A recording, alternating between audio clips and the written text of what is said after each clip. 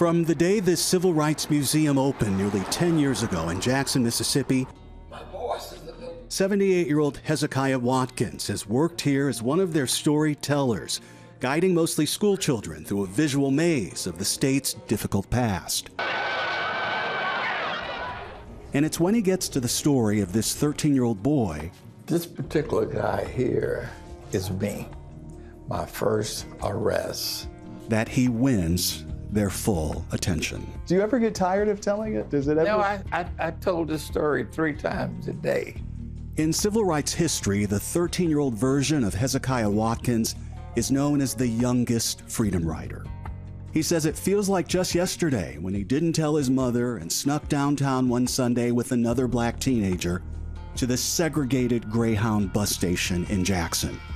They were hearing that the freedom riders were coming to town to fight for voting rights, and that there were white ones and brown ones with the black ones. And he wanted to see this for himself. He says he was fooling around near the front of the terminal before the freedom riders arrived when his friend jokingly pushed him in the front door. He pushed me and decided that red, whites only. But before I could get out of the door, was a police officer. And he asked me, "What you doing in here, boy?"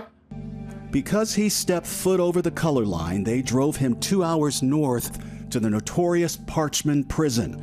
It didn't matter that he was a child. They kidnapped and terrorized the boy for nearly 2 weeks. Did someone intervene in getting you out of prison? Believe it or not, it was the president of these United States, John Kennedy. He took us back to that old Greyhound bus station. This door here on the other side is the door I went in through. It felt strange walking to the back of the building and back in time to what used to be the entrance for people who look like us. This is the waiting area that was for colored. I'm probably gonna get in trouble for saying this. Okay. You would think they would offer an apology. But no one has said to you, no one have said, "I'm sorry." "I'm sorry." The humanity in you ought to be that this gentleman deserves an apology.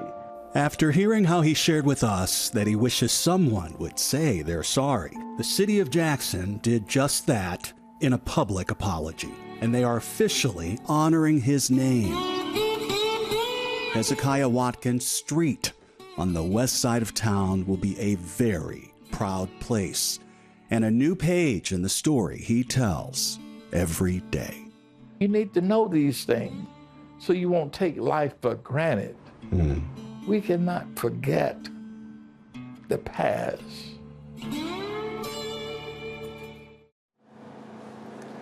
A few years ago, state prison officials showed him what his old cell block looks like today as he held back tears. And they built a sign outside remembering the 300 freedom riders who prison guards would burn with their cigarettes. And to anyone who says that we should forget about this past, he says the truth needs to be told. Guys. And he is right. Great story, Steve. Thank you. Yeah.